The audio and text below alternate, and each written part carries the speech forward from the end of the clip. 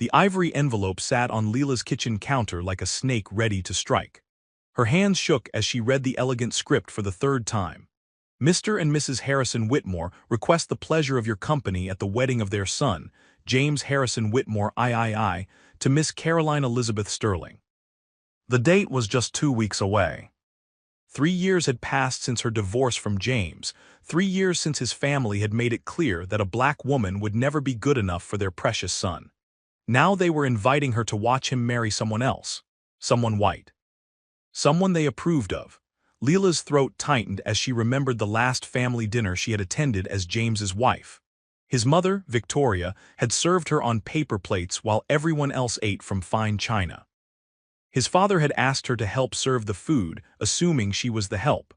When James had introduced her as his wife, the silence that followed felt like death itself. She threw the invitation across the room, watching it flutter to the hardwood floor like a dying bird. They wanted to see her broken. They wanted to watch her cry as their son married his proper bride. They probably expected her to show up desperate and pathetic, begging for scraps of attention from the man who had once promised to love her forever. The worst part was not knowing if James had agreed to this cruel joke. Had he laughed when his mother suggested inviting his ex-wife to his wedding? Had he signed off on this final humiliation?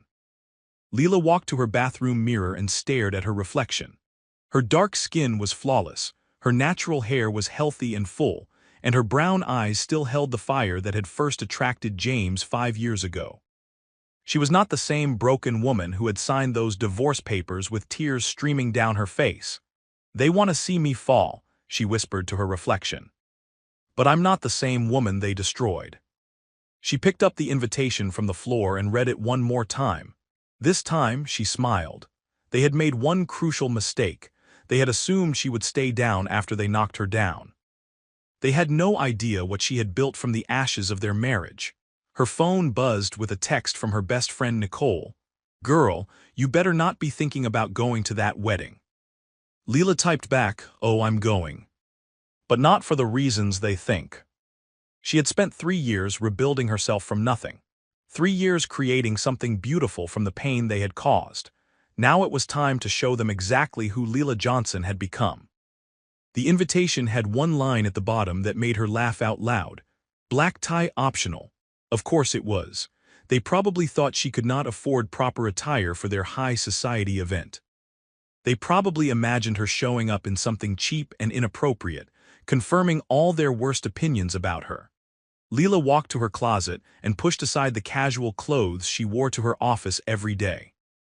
In the back, covered in protective plastic, hung the dress she had been saving for a special occasion. She had bought it 6 months ago with her first $1 million profit check. It was time to let the world see what a queen looked like. She pulled out her laptop and began making calls.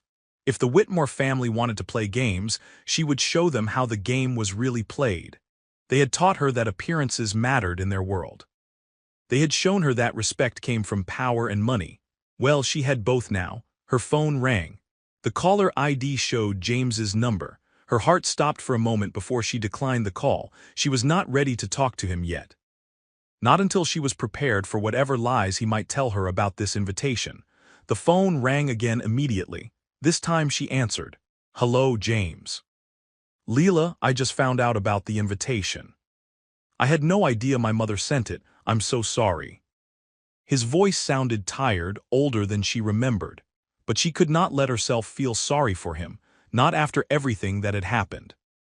"Are you calling to uninvite me?" she asked, keeping her voice steady. "I'm calling to apologize. My family had no right to do this to you." "But you're still marrying her." The silence stretched between them like a canyon. Finally he spoke. "Yes, the wedding is still happening." "Then I'll see you there, James. I wouldn't miss it for the world." She hung up before he could respond. Her hands were shaking again, but this time from excitement rather than fear. They wanted to humiliate her, but she was going to turn their game against them. Leela spent the rest of the evening planning. She made appointments with her hairstylist, her personal shopper, and her driver. She scheduled meetings with her business partners to ensure everything would run smoothly while she took a few days off. 3 years ago, she had left their marriage with nothing but her dignity and a small savings account. Now she owned 3 successful businesses, a penthouse apartment, and more money than James's family could imagine. They had tried to break her spirit, but instead they had forged it into something unbreakable. As she prepared for bed, Leela looked at the invitation one more time. They had signed their own defeat when they decided to invite her. They had no idea that the broken woman they had destroyed no longer existed. She was about to show them what happened when you underestimated a queen. The next morning, Leela woke with a sense of purpose she had not felt in years. Sunlight streamed through the floor-to-ceiling windows of her penthouse, casting golden light across the marble floors. This was her domain now, her kingdom built from determination and pain. She made her coffee and sat at her dining table, which overlooked the city skyline. 3 years ago, she had been living in a tiny apartment, crying herself to sleep every night. Now she owned the entire top floor of one of the most expensive buildings in the city. Her phone buzzed with messages from her team. Her marketing company had 3 major campaigns launching next week. Her restaurant was booked solid for the next 2 months. Her clothing line was being featured in fashion magazines. The broken wife they remembered no longer existed. "Good morning, boss," Nicole's voice came through the intercom. As her best friend and business partner, Nicole had keys to the penthouse and often arrived early to discuss the day's plans. "Morning, Nicole. Ready to help me plan the performance of a lifetime?" Nicole walked into the dining room carrying a tablet and wearing a knowing smile. "Girl, I've been ready since you told me about this crazy plan. I already called your stylist. She's cleared her entire day." They spent the morning going through every detail. Leela's dress needed to be perfect, elegant enough to fit their high society standards, but stunning enough to make every person in that room stop and stare. Her jewelry needed to whisper wealth without screaming desperation. Her car needed to announce her arrival without looking like she was trying too hard. "What about James?" Nicole asked carefully. "Have you thought about what you'll say to him?" Leela stared out at the city below.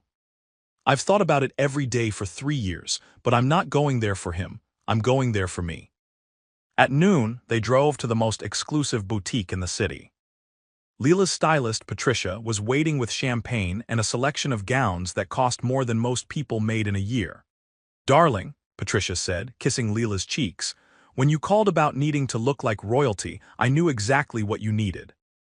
The first dress was beautiful but too sweet. The second was stunning but too obvious. The third dress made both women gasp when Leela stepped out of the dressing room. It was midnight blue silk that seemed to capture light and hold it. The cut was perfect for her figure, elegant and sophisticated without being revealing. When she moved, the fabric flowed like water. The color made her dark skin glow like she was lit from within. "That's the one," Nicole whispered. "You look like you were born to wear it." Next came shoes, heels high enough to command attention but comfortable enough to last through an entire wedding reception. Then jewelry, diamonds that caught the light but were classic enough to never go out of style. Every detail had to be perfect.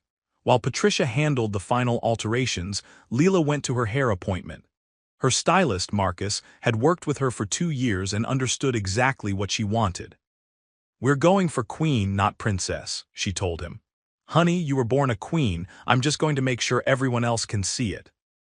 He worked for 3 hours, creating an elegant updo that showed off her graceful neck and strong shoulders. A few carefully placed curls framed her face, softening the look just enough to appear effortless. "Now for makeup," he said, leading her to the makeup chair. The makeup artist created a look that was flawless but natural. Her skin looked perfect, her eyes were defined but not dramatic, her lips were the perfect shade of wine that complemented the dress. When she looked in the mirror, she saw the woman she had always been inside, confident, beautiful, and powerful. "James is going to lose his mind when he sees you," Nicole said as they left the salon. "This isn't about James," Leela replied, but her heart skipped anyway. That evening she stood in her walk-in closet, looking at the dress hanging there like armor waiting for battle. Tomorrow she would walk into a room full of people who had treated her like dirt. Tomorrow she would face the man who had promised to love her forever but had chosen his family's approval over their marriage. Her phone rang. James again. This time she answered. "Leela, please don't come tomorrow, my family. They're not good people, they'll try to hurt you." I know exactly who your family is, James. I was married to you for 2 years, remember? Then you know why I don't want you there. I don't want them to hurt you again. His voice sounded genuinely concerned, which made her angry. Where had this concern been when his mother was serving her on paper plates? Where had it been when his father was asking her to clean up after dinner parties? I can take care of myself now, she said. I'm not the same woman you divorced. Leela, I never wanted the divorce. You know that. But you didn't fight for me either. The truth hung between them like a sword. He had let his family destroy their marriage without putting up a real fight. He had chosen the easy path over the right path. I was weak, he admitted. I was a coward and I lost the best thing that ever happened to me. Yes, you did, but that's not my problem anymore. She hung up and turned off her phone. Tomorrow would be difficult enough without listening to his excuses tonight. Leela poured herself a glass of wine and sat on her balcony, looking out at the city lights. 3 years ago, she had been planning her future with James. Now she was planning to show his family that they had underestimated the wrong woman. She thought about the early days of their relationship, when James had pursued her with such determination. He had seen her strength then, had admired her independence. Somewhere along the way, his family had convinced him that those same qualities made her unsuitable to be his wife. Tomorrow she would remind him what he had given up. Not to win him back, that ship had sailed long ago, but to show him and his family and herself that their rejection had not broken her. It had made her stronger. The invitation sat on her coffee table, no longer looking like a weapon. Now it looked like an opportunity. They had invited her to watch their victory, but she was going to show them her own. The morning of the wedding dawned clear and bright.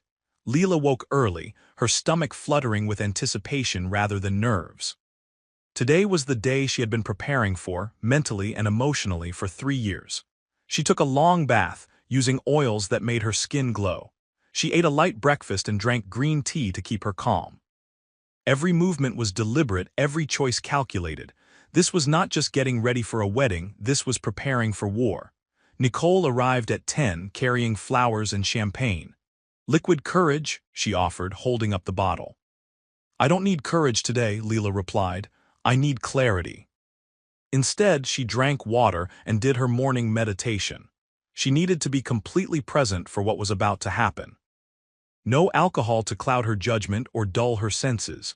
At noon, she began the transformation. First, the undergarments that would make the dress fit perfectly, then the dress itself, which seemed to come alive when she put it on. The silk moved with her body like it was made for her. Nicole helped with the jewelry, diamond earrings that caught the light when she moved, a bracelet that was elegant without being flashy, and a necklace that drew attention to her graceful neck. The shoes came next, designer heels that added 4 inches to her height and made her legs look endless. She practiced walking in them, making sure her stride was confident and smooth. Finally, the hair and makeup. Her updo was perfect, not a strand out of place. Her makeup was flawless but looked natural. When she looked in the mirror, she saw a woman who belonged in any room at any event with any group of people. You look like you should be on the cover of a magazine, Nicole said, stepping back to admire their work. I look like myself, Leela replied, the self they never bothered to see. At 2 o'clock, her driver arrived. She had hired the most expensive car service in the city, complete with a Rolls-Royce that was longer than some apartments. The driver, dressed in a perfect uniform, opened the door for her like she was royalty. Where to, ma'am? He asked. She gave him the address of the country club where the wedding was being held. The same country club that had lost her membership application when she was married to James. The same country club that had somehow never had availability when she wanted to host events there.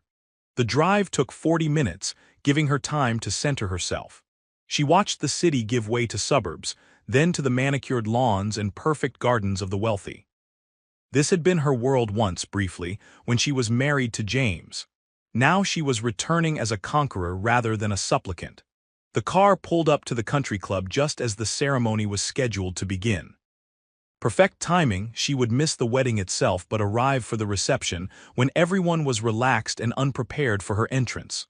Wait here, she told the driver. I may need to leave quickly. She walked up the steps to the country club, her heels clicking on the marble. The doorman who had once looked right through her now scrambled to open the door. "Good afternoon, ma'am. Are you here for the Whitmore wedding?" "Yes, I am." She handed him the invitation, watching his eyes widen as he read her name. Word would spread quickly that Leela Johnson had actually shown up. The cocktail reception was in full swing in the main ballroom. She could hear laughter and conversation through the closed doors. She took a deep breath, checked her reflection one more time in the hallway mirror, and nodded to the staff member waiting to announce her. "Ladies and gentlemen," the announcer's voice carried across the room, "Ms. Leela Johnson." The double doors opened and she stepped into the ballroom.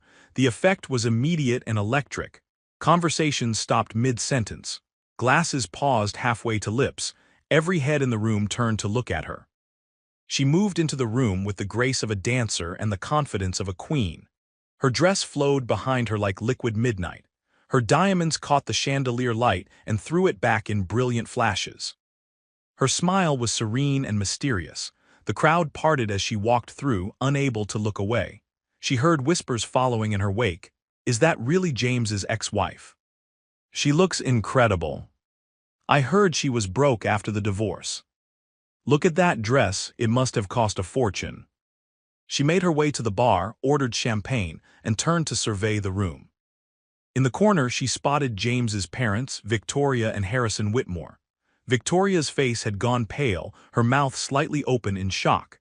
Harrison looked like he had swallowed something unpleasant. Other guests were staring openly now, no longer pretending to have their own conversations. She had achieved exactly what she wanted. She was the center of attention at someone else's wedding. Then she saw him. James stood near the head table, his new bride beside him in her white gown. But he was not looking at his bride. He was staring across the room at Leela with an expression she could not quite read. Their eyes met across the crowded ballroom. For a moment, it felt like they were the only two people in the room. She lifted her champagne glass in a small salute, smiled, and turned away. The message was clear. She had come, she had conquered, and she was not the broken woman they remembered. Behind her she heard Victoria Whitmore's voice, shrill with panic. "How dare she show up here looking like a queen," someone finished. Leela smiled and took another sip of her champagne. The real performance was just beginning. As Leela moved through the reception, accepting compliments and surprised greetings from people who barely acknowledged her 3 years ago, her mind drifted to how it all began. The memories came in waves, bittersweet and sharp. She had met James at a charity auction 5 years ago. She was there representing her small marketing firm, trying to network and grow her business. He was there because his family supported the charity, looking bored and checking his watch every few minutes. Their first conversation had been about the auction items. She was admiring a painting by a local artist, talking about how art should be accessible to everyone, not just the wealthy. He had approached her, intrigued by her passion. "You don't think art belongs in places like this?" he had asked. "I think art belongs everywhere," she had replied. "But I also think when rich people buy art for charity, they should make sure the charity actually helps people instead of just making them feel good about themselves." He had laughed, a real laugh that transformed his whole face. "You're not wrong. Half the people here probably can't even pronounce the artist's name." They had talked for an hour about art, about charity, about the difference between helping people and helping yourself feel better about not helping people. She had been surprised by his intelligence and his willingness to question the world he had been born into. When he asked for her number, she almost said no. Rich white men who slummed it with women like her were nothing new. But something in his eyes had seemed genuine. Their first date was at a small restaurant she chose, not one of the fancy places he probably usually went to. He showed up in jeans and a t-shirt, looking more relaxed than she had ever seen him. They talked until the restaurant closed, then walked around the city for another 2 hours. "I feel like I can be myself with you," he had told her that night. "Like I don't have to perform or live up to anyone's expectations." She had felt the same way. With James, she could be the successful businesswoman she was becoming, not the stereotype people expected her to be. Their relationship had moved quickly after that. He started spending most nights at her apartment, preferring her cozy space to his sterile penthouse. He cooked for her, helped her with her business plans, supported her dreams in ways no one ever had. 6 months later he proposed. Not at a fancy restaurant or in front of a crowd, but on a quiet Sunday morning in her kitchen while she was making coffee. "Marry me," he had said, producing a ring from his pajama pocket. "That's not really a question," she had laughed. "Leela Johnson, will you marry me and make me the luckiest man alive?" She had said yes before he finished asking. The problem started when they told his family.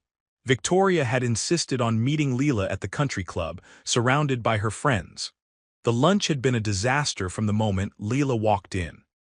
"So you're the girl James has been hiding from us," Victoria had said, her smile as sharp as broken glass. The questions had come like attacks. Where did she go to school? What did her parents do? What kind of business did she run? Each question designed to highlight the differences between Leela's background and their privileged world. When Leela had excused herself to go to the bathroom, she had overheard Victoria talking to her friends. "I don't know what he sees in her. Well, you can see what she is. This won't last long." But James had defended her that night, holding her while she cried. "They'll come around," he had promised. "They just need time to get to know you." Time had not helped. If anything, the family's disapproval had grown stronger. They made their feelings clear in 1,000 small ways, seating her at the children's table at family dinners, forgetting to include her in family photos, asking her to help serve food at parties while the other wives sat and chatted. James had tried to shield her from the worst of it, but he was fighting a losing battle. His family controlled his trust fund, his job at the family company, his entire social circle. Standing up to them meant risking everything he had ever known. The breaking point had come at their second wedding anniversary dinner. Victoria had prepared a slideshow of family photos, supposedly to celebrate their marriage. But every photo was of James with other women, his high school girlfriend, his college sweetheart, Caroline Sterling. "I thought it would be nice to remember all the women who helped shape James into the man he is today," Victoria had said with fake sweetness. The message was clear. Leela was temporary, just another woman in a long line of women who would eventually be replaced by someone more suitable. That night, James had finally exploded at his family. He had shouted at his mother, threatened to cut contact with all of them, demanded they treat his wife with respect. But the next morning, his father had called him into the office. James had come home that evening looking defeated. "They're cutting me off," he had told her quietly. "The trust fund, the job, everything, unless you divorce me," she had finished. He had not denied it. They both knew his family would never accept her, and they both knew he was not strong enough to choose her over them. The divorce had been quick and brutal. She had taken nothing but her personal belongings and her dignity. James had cried when she signed the papers, but he had not tried to stop her.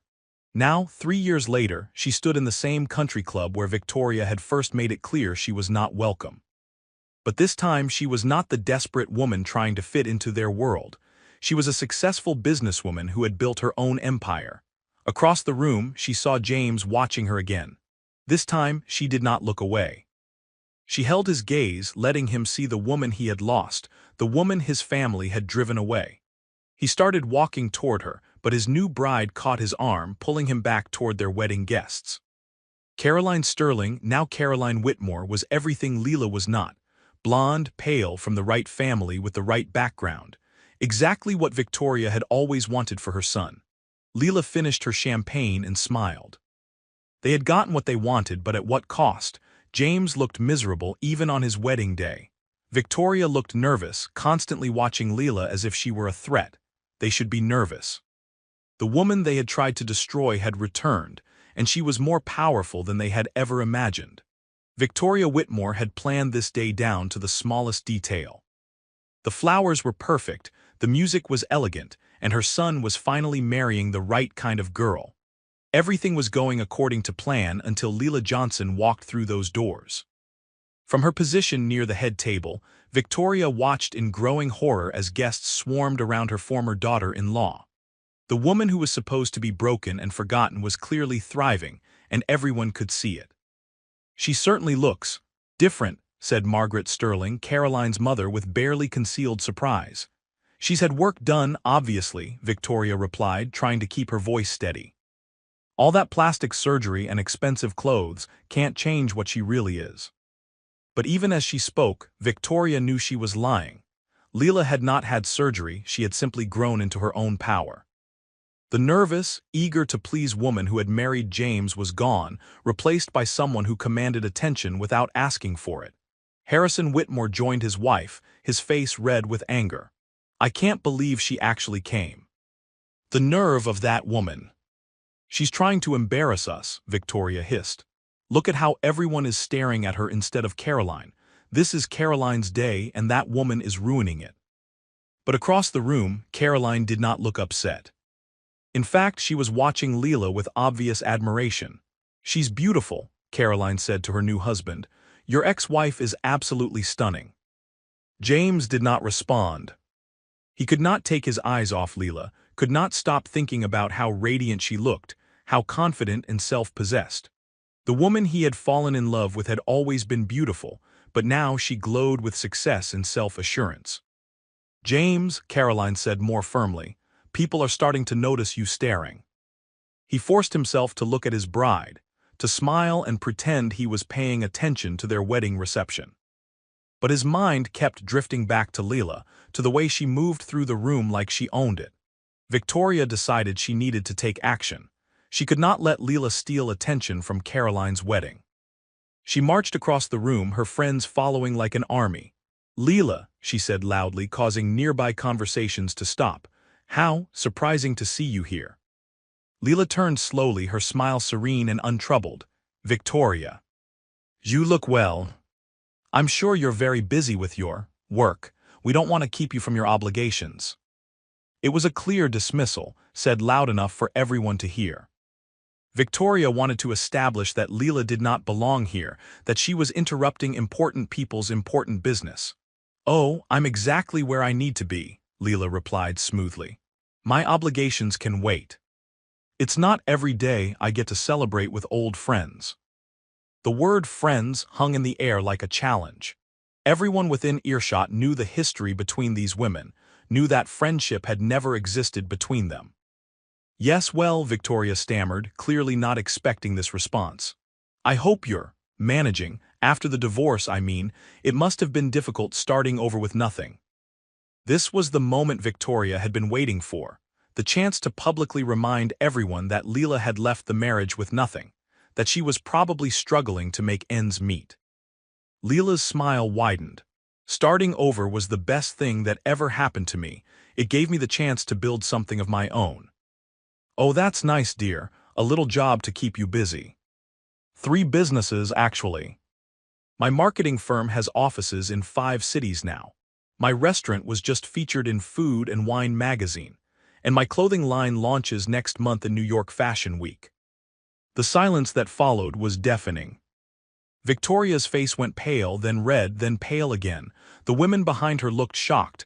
Guests who had been pretending not to listen were now openly staring. That's wonderful," Victoria managed weakly. "It is," Leela agreed. "Turns out I'm much better at business than I ever knew. Amazing what you can accomplish when you're not being told you're not good enough every day." The barb hit its target. Victoria flinched as if she had been slapped. Several guests made small sounds of surprise or approval.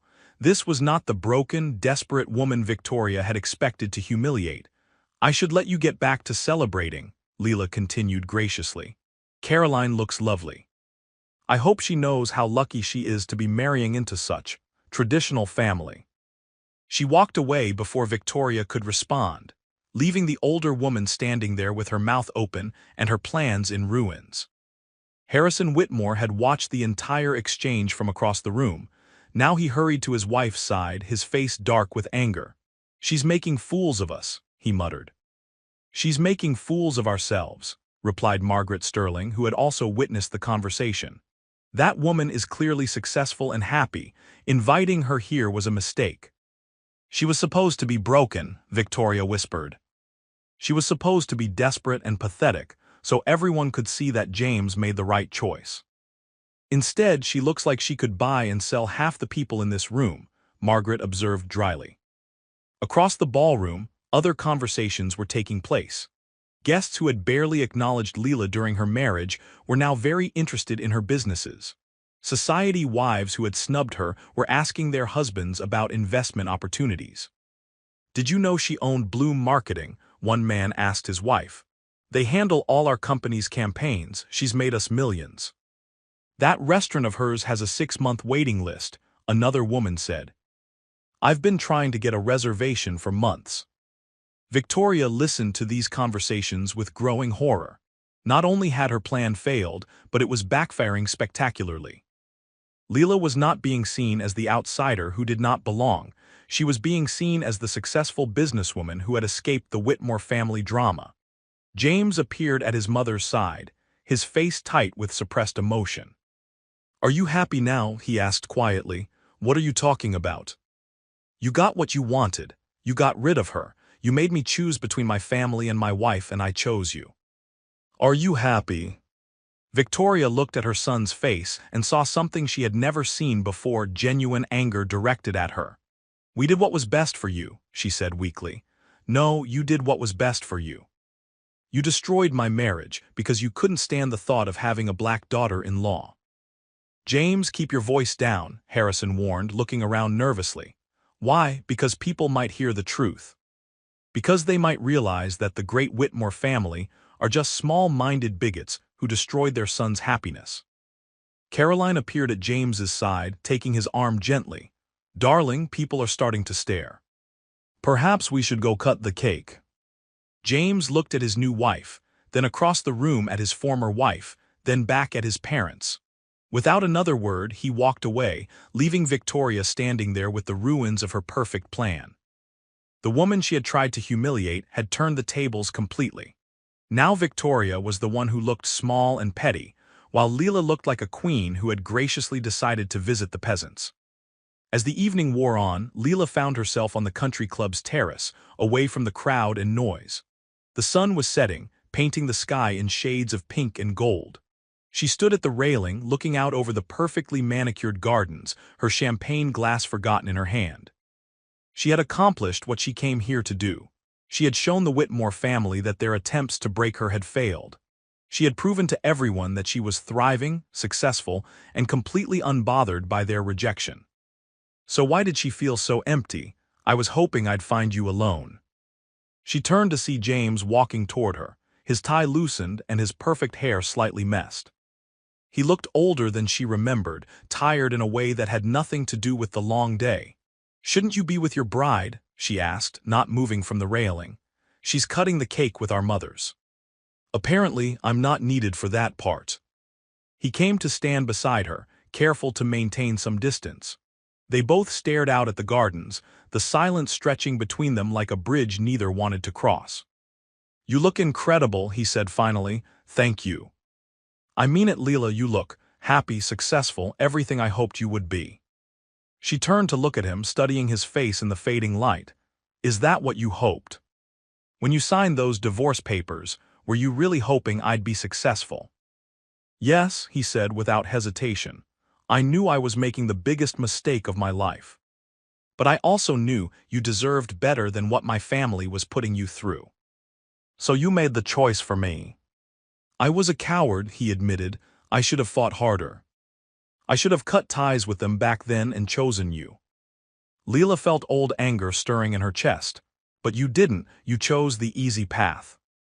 "There was nothing easy about losing you." She looked at him again, really looked at him. The confident man she had married was gone, replaced by someone who carried regret like a heavy coat. "You look miserable," she observed. James laughed bitterly. "It's my wedding day. I should be the happiest man alive." "Should be. But you're not." "No, I'm not." They fell silent again. In the distance, they could hear music and laughter from the reception. His new wife was probably wondering where he had gone. "Why did you really come tonight?" he asked. Leela considered the question. She had told herself it was about proving a point, about showing his family they had not broken her. But standing here with James, she realized it was more complicated than that. "I needed to see who I would become," she said finally. "What do you mean?" 3 years ago when I left, I was broken. I questioned everything about myself, my worth, my intelligence, whether I deserved love. Your family made me feel like I was nothing. You were never nothing. But I felt like nothing, and I needed to come back here to this place where they tried to destroy me and see that I had not just survived but thrived. James nodded slowly. And have you seen that, I mean? Yes, I'm not the same woman who signed those divorce papers. I'm stronger now, more sure of myself. I built something beautiful from the ashes of our marriage. I'm proud of you, he said quietly. Are you? Or are you just sorry for yourself? The question hung between them like an accusation. James was quiet for a long moment, considering his answer. Both, he admitted. I'm proud of what you've accomplished and I'm sorry for what I lost, what I threw away. You didn't throw me away, James. You chose your family over me. There's a difference. Is there? Before she could answer, Caroline appeared on the terrace, her wedding dress rustling as she walked. There you are, she said to James, her voice carefully cheerful. Everyone's looking for you. She glanced at Leela with curious eyes, not hostile but not entirely friendly either. I'm sorry, Caroline continued, addressing Leela directly. I don't think we've been properly introduced. I'm Caroline. Leela Johnson, Leela replied, extending her hand. Congratulations on your wedding. Thank you. Your dress is absolutely stunning. Thank you. The three of them stood there awkwardly, the weight of history and complicated emotions filling the air between them. I should let you two get back to your celebration, Leela said finally. Actually, Caroline said, surprising both of them, I was hoping I could speak with you, privately. James looked confused. Caroline, what are you? It's fine, James, go back inside. I'll be along in a moment. He hesitated, clearly not wanting to leave the two women alone together, but Caroline's expression brooked no argument. He kissed his wife's cheek and walked back toward the reception, leaving them alone on the terrace. This is probably the strangest conversation I'll ever have, Caroline began, but I need to know something. What's that? Do you still love him? The direct question caught Leela off guard. She studied Caroline's face, looking for signs of jealousy or anger, but found only genuine curiosity. Why are you asking me that? Because I married a man who's still in love with his ex-wife, and I need to know if she's still in love with him. Leela felt a stab of sympathy for this young woman who had just married James. Caroline was beautiful, well-bred, everything the Whitmore family wanted, but she was also perceptive enough to see what everyone else could see, that James was not fully present in their marriage. Caroline. Please just answer the question. Do you still love James? Leela looked through the French doors at the reception, where James was now standing with his parents, looking uncomfortable and trapped. I love who he used to be, she said finally. I love the man I married 5 years ago, but that man doesn't exist anymore. What do you mean? The James I fell in love with was brave enough to question his family's prejudices. He was strong enough to stand up for what was right. He was willing to fight for love. And now? Now he's a man who lets other people make his most important decisions for him. That's not the man I married. Caroline was quiet for a moment, processing this answer. So you don't want him back? Even if I did, he's married to you now. That means something. But if he weren't married to me? Leela turned to face Caroline fully. Why are you asking me this? You just married him. Because I can see the way he looks at you. I saw it the moment you walked into that ballroom, and I can see the way you look at him when you think no one is watching. How do I look at him? Like your heart is breaking all over again. The words hit Leila like a physical blow. She had worked so hard to appear unaffected, to seem like she was completely over James and their failed marriage. I came here to prove I was over him, Leila admitted. And are you? I thought I was, but seeing him again. It's complicated.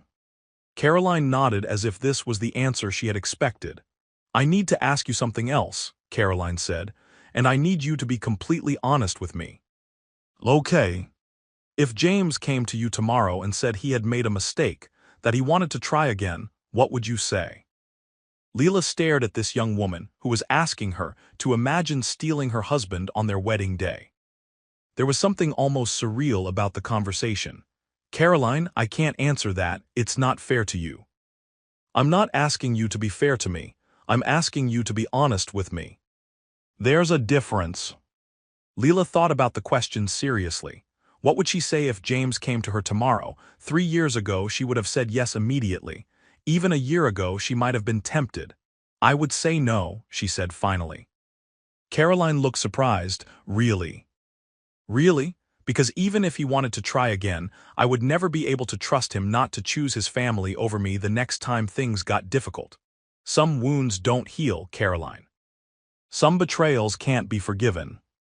Even if he cut ties with his family completely. Especially then, I would never want to be the reason he lost his family. That kind of sacrifice breeds resentment over time." Caroline was quiet for a long moment thinking. "Thank you for being honest with me," she said finally. "Caroline, can I ask you something now?" "Of course." "Why did you marry him? You're beautiful, intelligent, from a good family. You could have married anyone." "Why James?" Caroline smiled sadly. "Because I thought I could make him happy. Because I thought love would be enough to fill whatever hole you left in his heart. And now? Now I realize that some holes can't be filled by other people. Some wounds have to heal from the inside." They stood in comfortable silence for a moment, two women who had both loved the same man in different ways. "I should go back inside," Caroline said finally. "It is my wedding reception after all." "Yes, you should."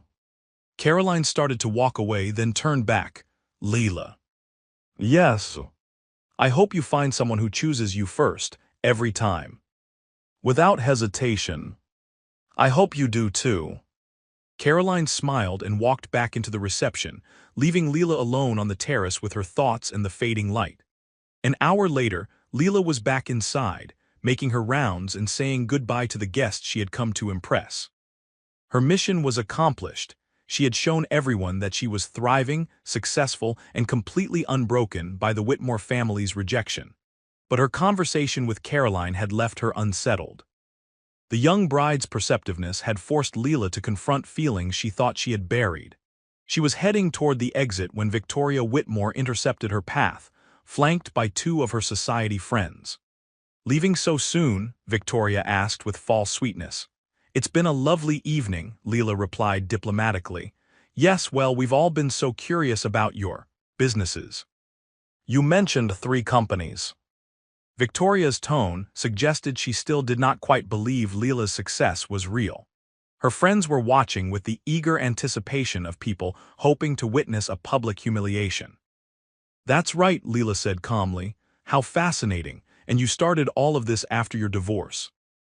"I started building my empire while I was married to your son, actually. I just finished building it after the divorce." "Your empire," Victoria repeated with a laugh. "How dramatic." Leela smiled. She had hoped to leave without another confrontation, but Victoria seemed determined to push the issue.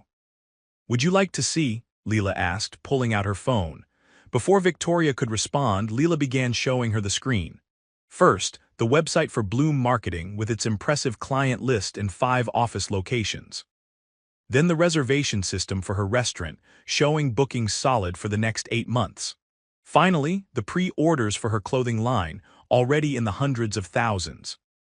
"This is just the online presence," Leela explained conversationally.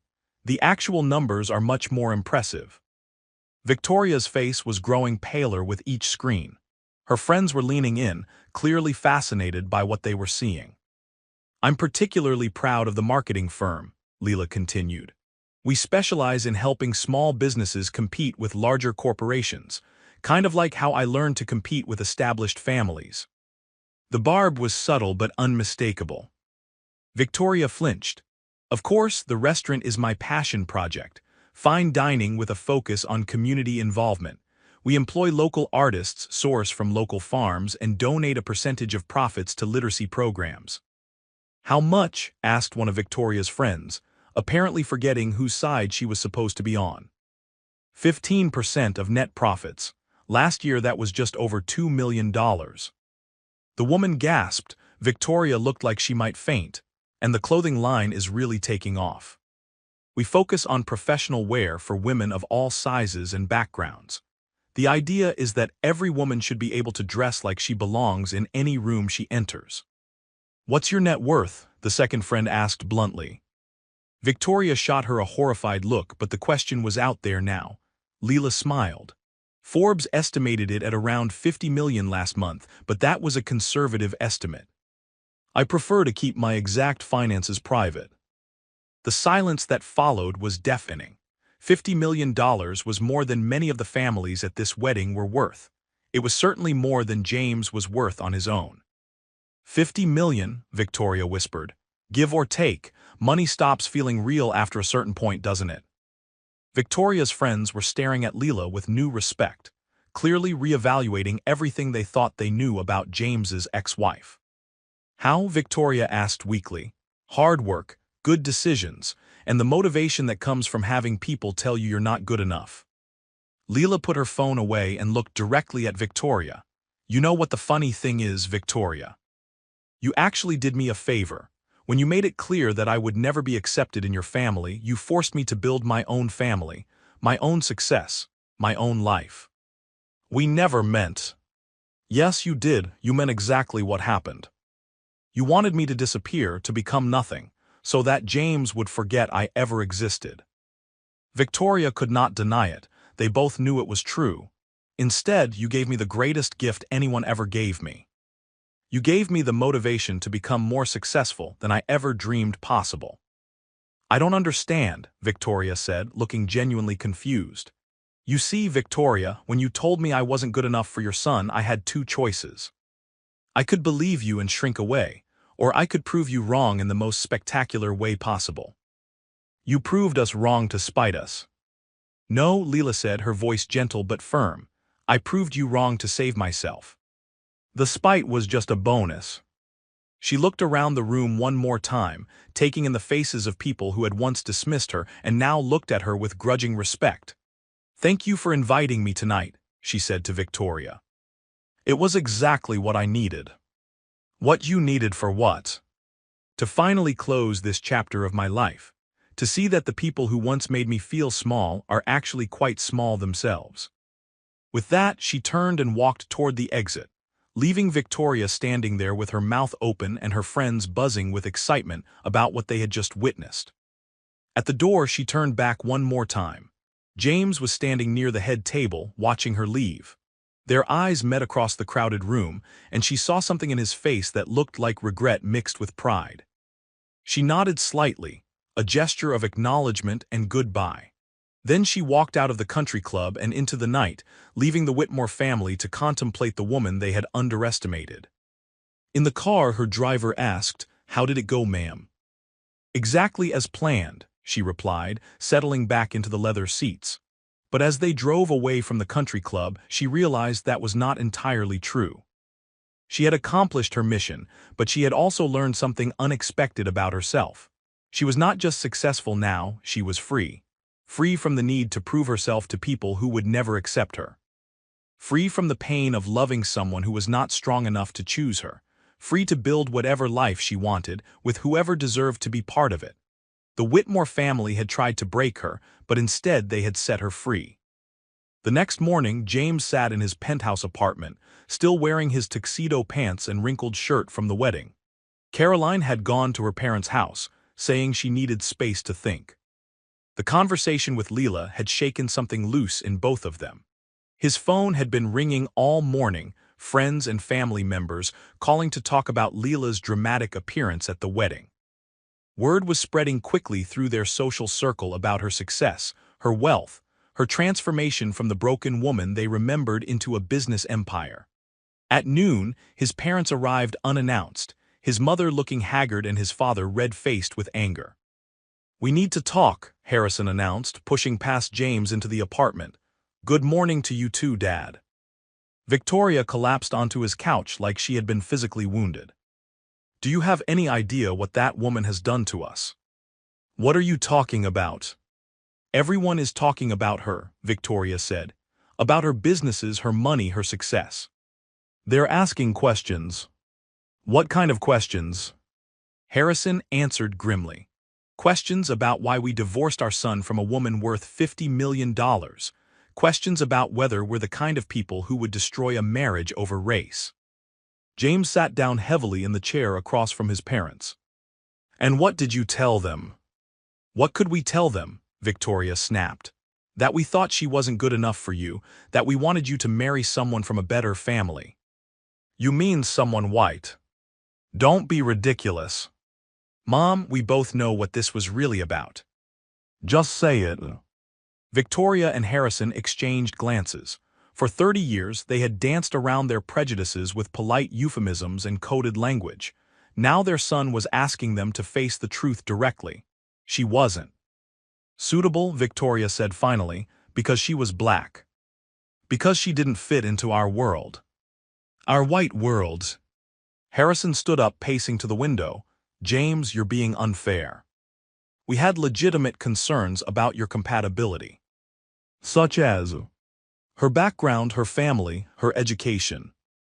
Her family owns a successful restaurant. Her father is a teacher. Her mother is a nurse. She has 2 degrees from excellent universities. What exactly was wrong with her background? Victoria threw up her hands. She didn't understand our way of life. You mean she didn't accept being treated like dirt at family dinners? We never treated her like dirt. James laughed bitterly. You served her on paper plates while everyone else used china. You asked her to help serve food while the other wives sat and chatted. You seated her at the children's table at family gatherings. Those were just misunderstandings. No, Mom, those were deliberate insults designed to make her feel unwelcome. Harrison turned from the window. Even if that's true, look how it turned out. She's obviously thriving without you. That's supposed to make me feel better. It should make you realize you made the right choice. If she can be that successful without you, maybe you two weren't meant to be together. James stared at his father in disbelief. Or maybe she became that successful because losing our marriage motivated her to prove you wrong. What's that supposed to mean? It means you created your own worst nightmare. You were so afraid of having a black daughter-in-law that you turned her into someone more successful than our entire family. Victoria looked confused. I don't understand. Think about it, Mom. 3 years ago, Leela was a small business owner who loved me and wanted to be part of our family. Now she's worth $50 million and completely out of my reach. You created the very thing you were trying to prevent.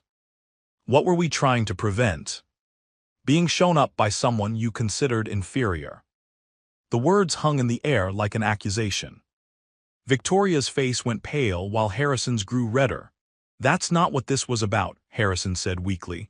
Then what was it about, Dad? Explain it to me. We wanted what was best for you.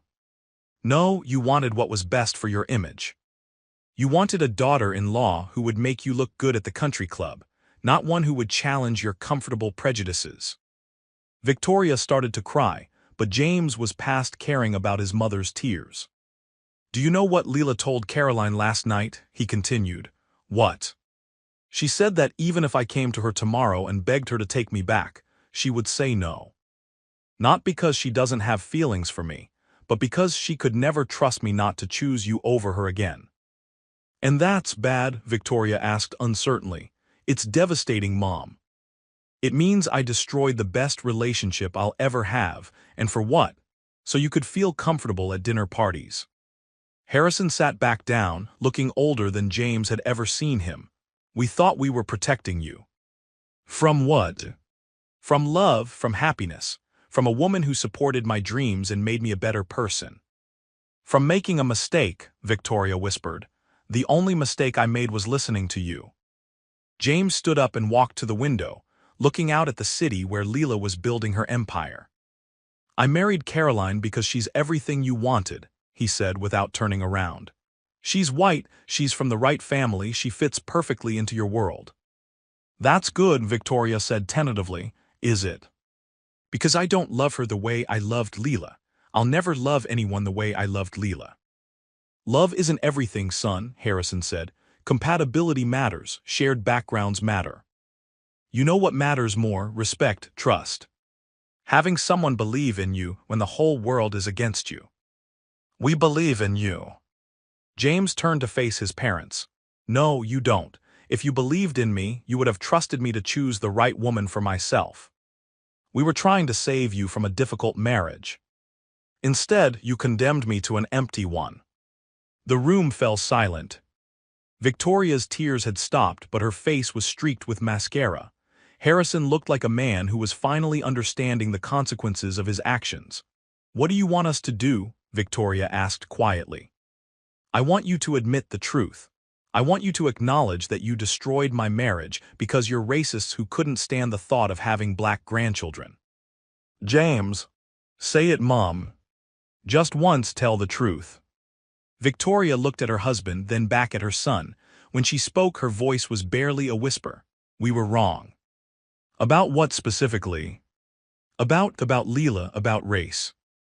About what makes someone worthy of love. It was not the full confession James wanted, but it was more than his mother had ever admitted before. What now? Harrison asked. Now you have to live with the consequences of your choices. Just like I do. And Caroline's. James thought about his new wife, about her perceptive questions and her obvious unhappiness. Caroline deserves better than a husband who's still in love with his ex-wife. You're not thinking of getting divorced again, Victoria said in horror. I'm thinking of doing what I should have done 3 years ago, making decisions based on what's right instead of what's easy. He walked to the door and opened it, clearly dismissing his parents. I need you to leave now. I have some thinking to do. Victoria and Harrison gathered their things and headed for the door. At the threshold, Victoria turned back. James, we really did think we were helping. I know, Moms. But your help cost me the love of my life. After they left, James sat alone in his apartment, surrounded by wedding gifts and the remnants of a celebration that had felt hollow from the beginning. He picked up his phone and scrolled to Leela's number, still stored in his contacts after all these years. His finger hovered over the call button, but he did not press it. She had made it clear that their chapter was closed. She had built a new life without him, and she was happy. Calling her now would be selfish, an attempt to ease his own guilt rather than respect her choices. Instead, he put the phone down and began planning what he should have done 3 years ago, putting his own happiness above his family's expectations. 2 weeks later, Caroline sat in her lawyer's office, signing annulment papers. The marriage had lasted exactly 14 days, and both she and James had agreed it was better to end it quickly rather than drag out the inevitable. Are you sure about this? Her lawyer asked. You could fight for a settlement. The Whitmore family has significant assets. I don't want their money, Caroline replied firmly. I just want my freedom. James had been generous in the annulment agreement, giving her the apartment they had planned to share and enough money to start over anywhere she wanted. More importantly, he had been honest with her about his feelings for Leela. I can't give you the love you deserve, he had told her 3 days after the wedding. It wouldn't be fair to either of us to pretend otherwise. Caroline had been hurt but not surprised. She had seen the way he looked at Leela at their wedding reception, had heard the longing in his voice when he talked about her. What will you do now? She had asked him. I don't know. Try to figure out how to live with the choices I've made.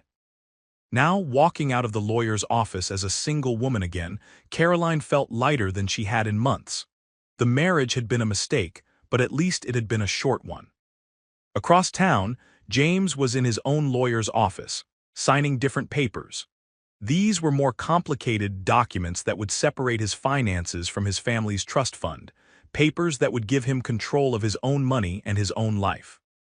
You're sure about this? His lawyer asked. Once you sign these papers, your parents can't help you financially if your business ventures fail. I'm sure, James replied. He had spent 2 weeks thinking about what Leela had said, about the man he used to be versus the man he had become. The James who had fallen in love with Leela 5 years ago would never have let his family control his financial decisions. That man had been independent, strong-willed, willing to take risks for love. Somewhere along the way, he had traded that independence for security, that strength for comfort. Now he wanted it back. His phone buzzed with a text from his mother. Please reconsider. The family needs to stay together. He deleted the message without responding. The family had made their choice when they forced him to choose between them and Leela. Now he was making his. With his financial independence secured, James began making other changes. He sold the penthouse his parents had bought him and moved into a smaller apartment that he chose and paid for himself.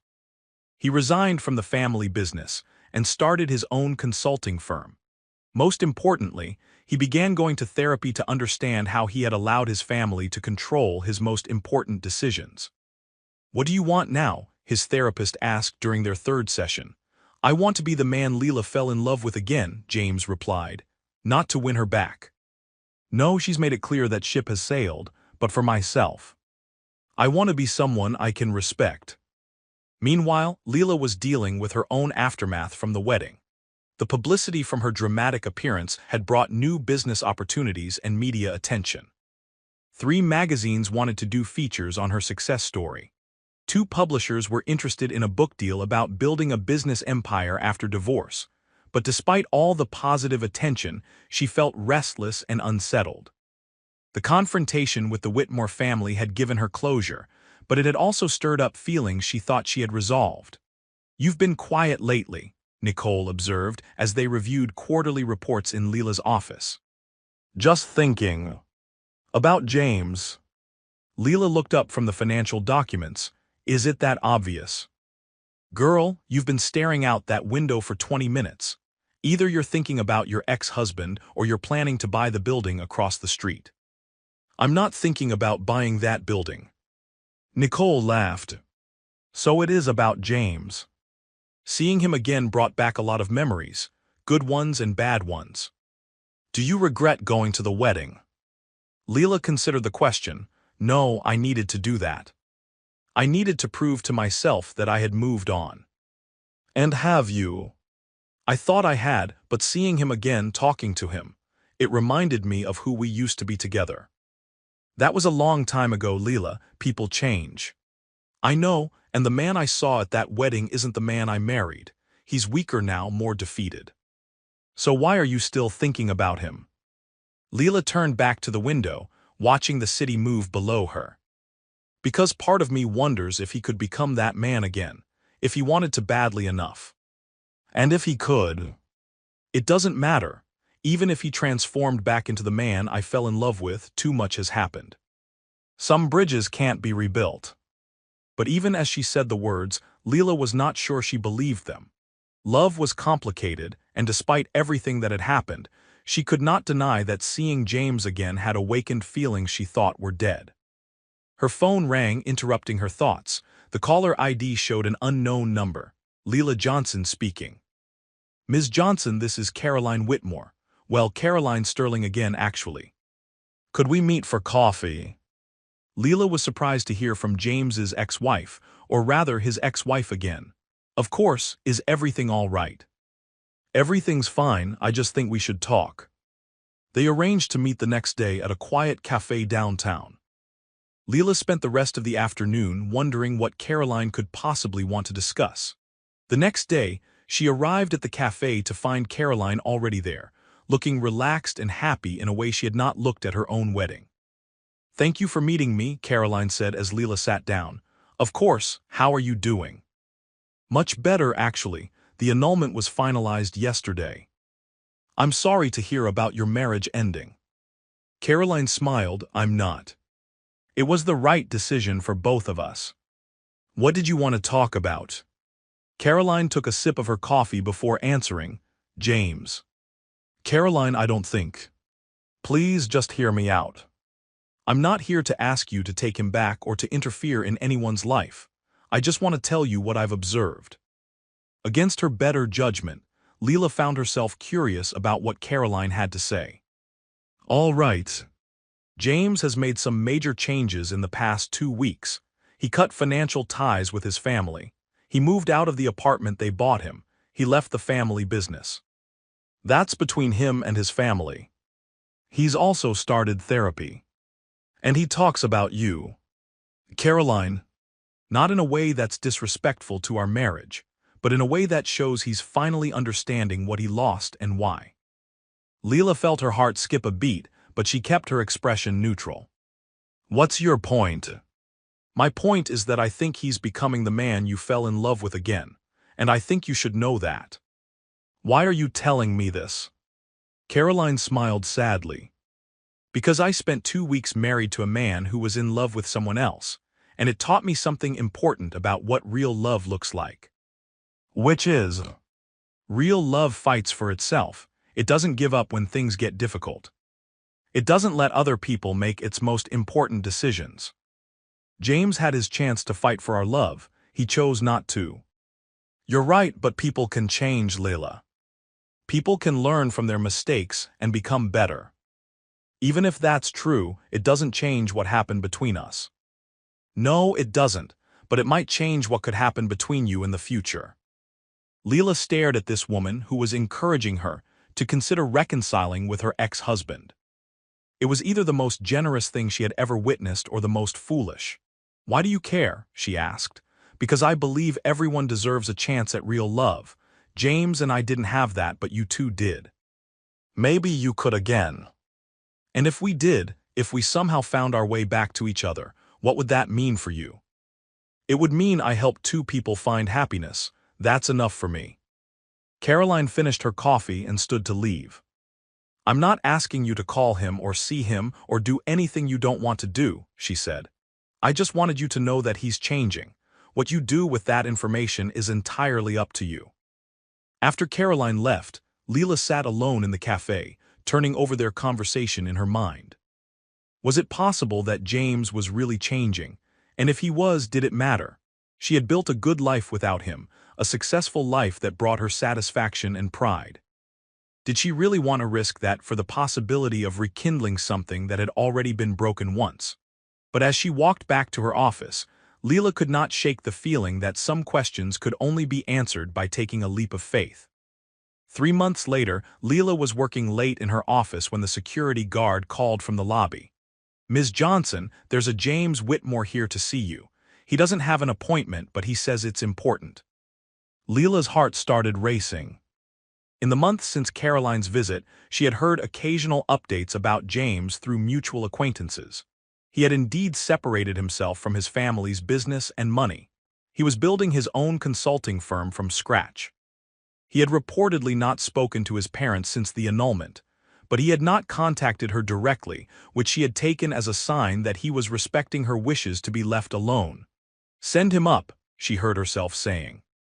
While she waited for the elevator to reach her floor, Leila checked her reflection in her office window.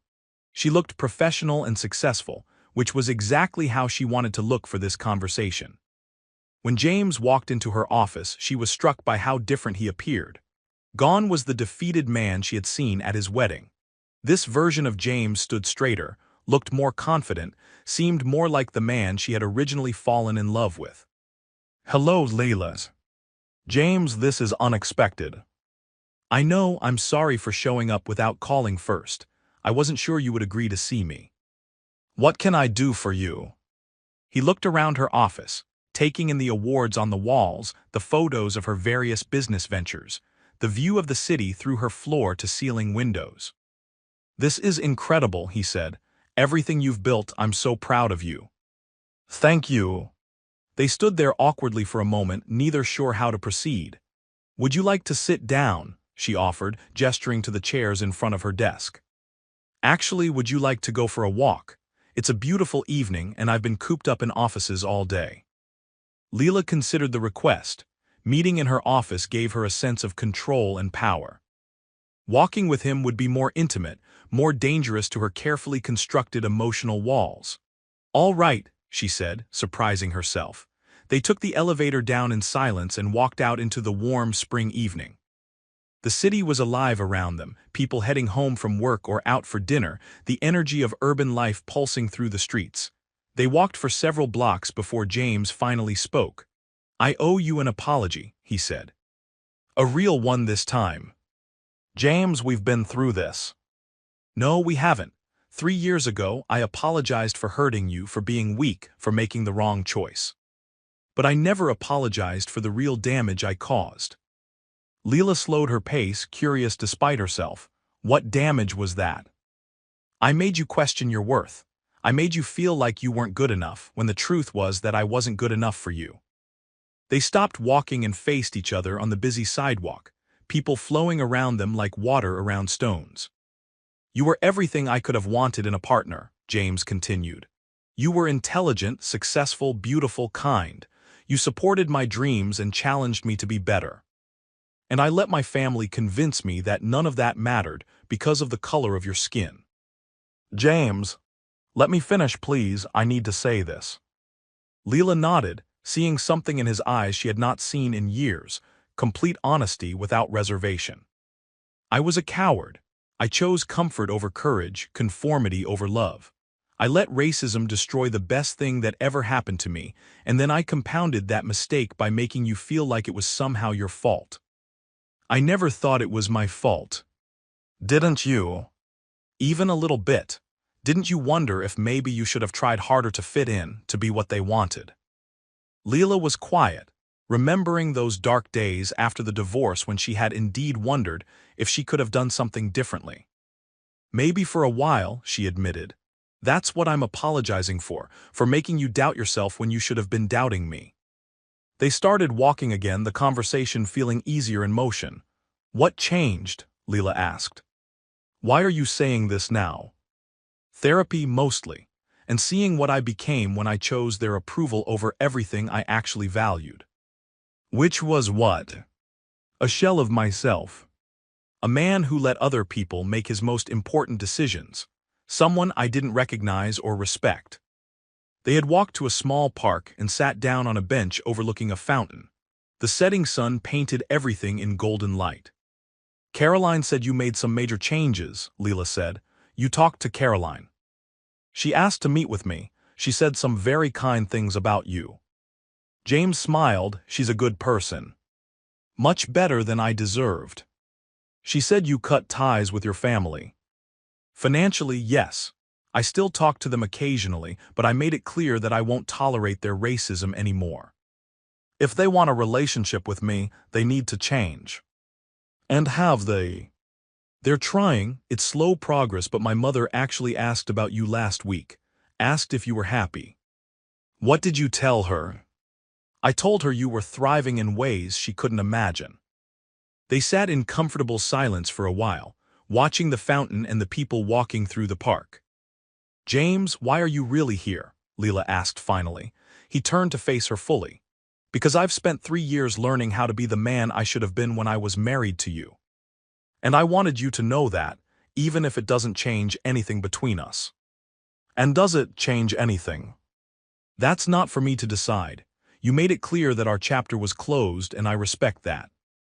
I just needed you to know that I finally understand what I lost and why. Leela studied his face, looking for signs of the weak man who had let his family destroy their marriage. But the person sitting beside her seemed different, stronger, more self-aware, more like the man she had originally fallen in love with. You do seem different, she said quietly. I am different. I had to be. Living with the knowledge of what I threw away was destroying me. So what happens now? James was quiet for a long moment, choosing his words carefully.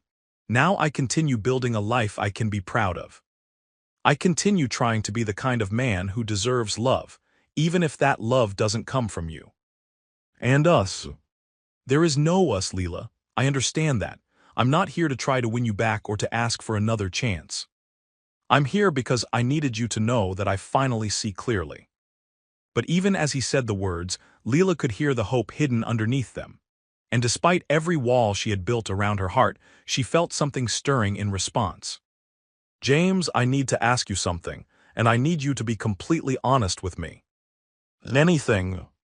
If we somehow found our way back to each other and your family disapproved again, what would you do? I would choose you, he said without hesitation. Every time without question for the rest of my life. How can you be so sure? Because I've already lost you once by making the wrong choice. I would never make that mistake again. Leela felt tears threatening for the first time in months. This was the conversation she had dreamed of having 3 years ago when the wounds were fresh and her love was still bleeding. It might be too late for that, she said softly. I know, and I accept that. But I needed you to hear me say it. They sat together as the sun finished setting and the park lights came on. Around them, the city settled into its evening rhythm. I'm scared, Leela admitted finally. Of what? Of believing you. Of hoping again, of letting you break my heart a second time. I would never. You said that before, James. You promised to love me forever, and then you chose your family over me when it mattered most. You're right. And I don't know how to prove to you that I've changed, except by showing you over time. We don't have time. I can't go through years of wondering if you'll abandon me again the first time things get difficult. James was quiet, understanding the impossible position he had put them both in. How could he prove he had changed without the opportunity to demonstrate it? How could she trust him without risking her heart again? What if we started small? He asked finally. What do you mean? What if we just talk sometimes, as friends, no pressure, no expectations, just two people who used to know each other very well getting to know who they've become? Leela considered this. It felt safer than jumping back into a romantic relationship, but also more dangerous than cutting contact completely.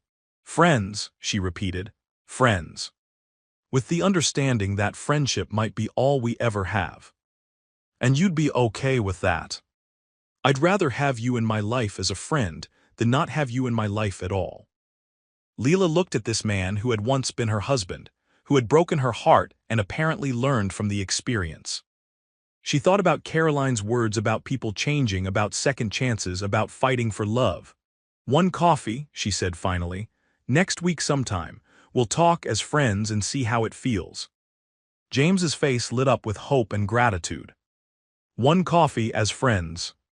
And James, if we do this, if we try to build some kind of friendship, you need to understand that it might never become anything more than that. I understand. And you need to be okay with that. I am. Having any part of you in my life again would be a gift I don't deserve. As they walked back toward her office building, Leela felt something she had not felt in 3 years, the possibility of hope.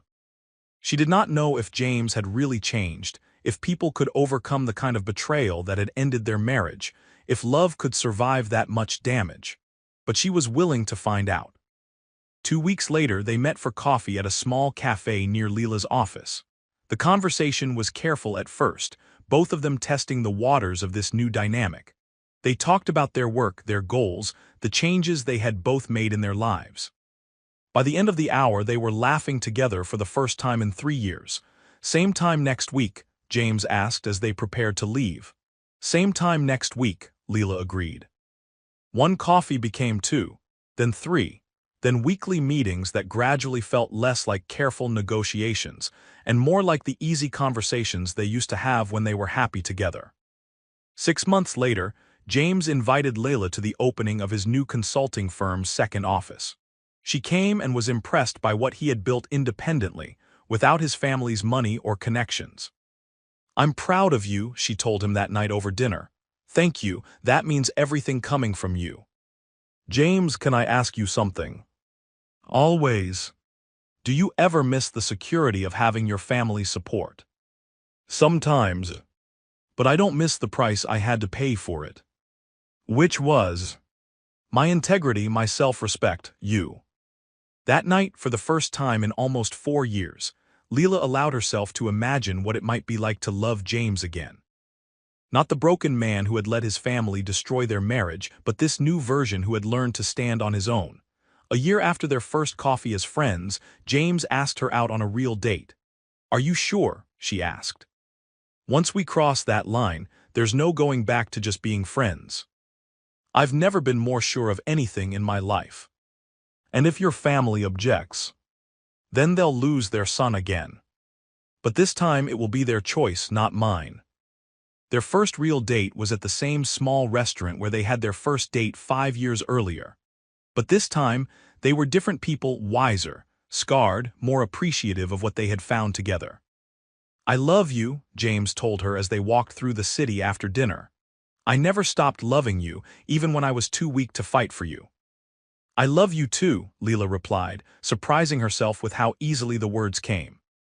But love isn't enough, James, we both know that now. What else do we need? Trust, respect, the absolute certainty that we will choose each other over everyone and everything else when it matters. You have all of that from me. For the rest of my life. And you have it from me, but if you ever make me question that again. I won't, I swear to you, Leela, I will never give you reason to doubt my commitment to us again. 2 years later, James proposed to her again. This time there was no family pressure, no outside interference, no question about whether they were right for each other. This time when Leela said yes, it was with the full knowledge of what love could survive and what it required to thrive. Their second wedding was small and private, attended only by people who genuinely supported their union. Caroline was there, having become a true friend to both of them. Nicole was the maid of honor. James's parents were not invited, a decision that caused some drama but no regret. Do you think we'll make it this time? Leela asked James on their wedding night. I think we already have, he replied. We survived losing each other. Everything else is going to be easy. And for the first time in years, Leela believed in forever again.